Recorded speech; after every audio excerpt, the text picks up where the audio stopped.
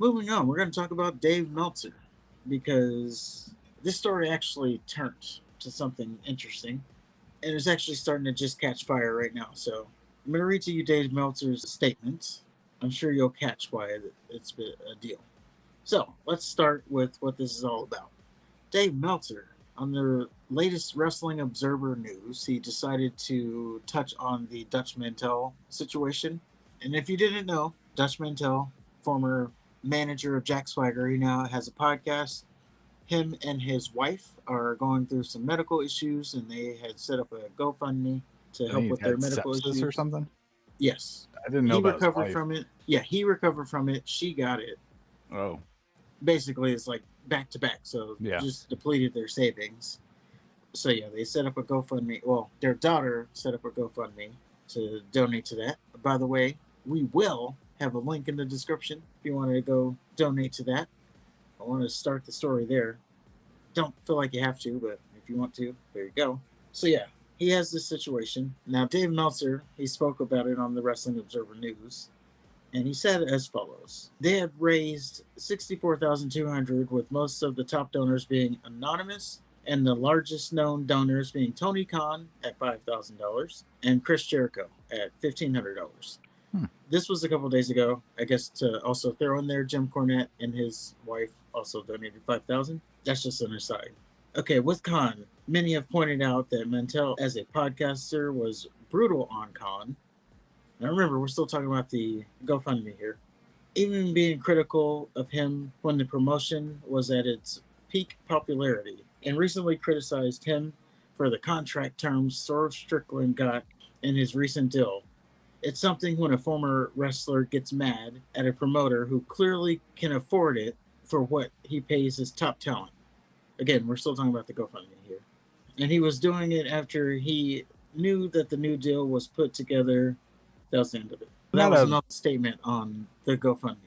Yeah, I'm not a big listener of Dutch Mantell's podcast, but I have listened to it a couple of times, and I've never experienced Dutch Mantell being brutal on anybody. In fact, he's pretty cordial and respectful. His co-host James might be a little bit more blunt and to the point, but Dutch himself, I don't know.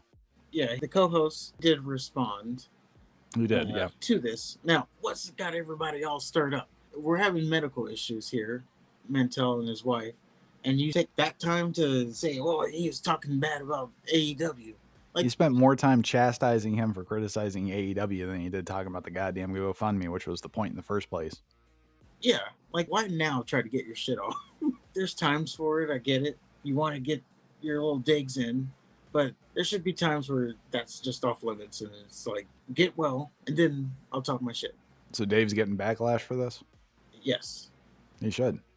I saw James's video earlier today. I'm not familiar with the entire situation between Mantell and Meltzer, but from what I've heard from Mantell and him critiquing anything, it's never been brutal or even insulting. Yeah, he It's said been entertaining. He's not a below the belt type of guy. And he pointed out that it's a pro wrestling podcast. We talk about the good and the bad and the stories. That's what we do. Thank you for the roadmap there. They've never criticized Tony Khan as a person. The one thing was like when Punk left and Tony Khan was afraid for his life. That was like... He laughed. He didn't call him a pussy or anything.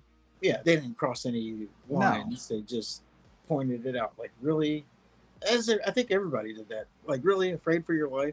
Yeah, there were a lot of people that were brutal, but I don't think Dutch could be considered that. But apparently, Dutch and Meltzer don't like each other. This is from what James said on the response video. Is it about Meltzer claimed that some event was sold out and Dutch was actually there?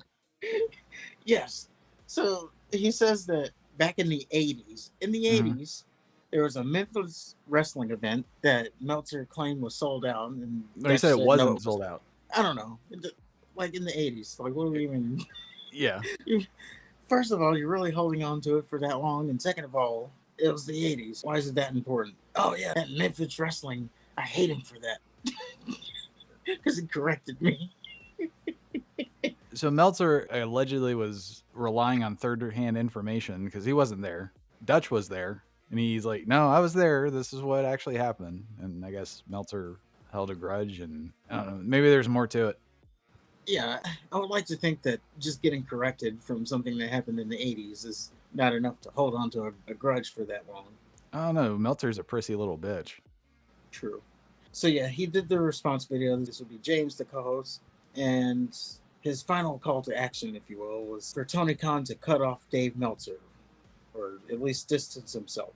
Just tell him to stop being such a cheerleader for you because it's counterproductive to the company. That's it, really. So I don't know. It kind of sounds like he's trying to get Meltzer canceled, but there is a lot of backlash from his little statement. He should get backlash. It's neither the time nor the place. If he wants to have an axe to grind, fine, but pick your spots. Yeah, don't choose right now. Mhm. But let us know what you think of it in the comments below. And again, the GoFundMe link is there if you can or want to donate.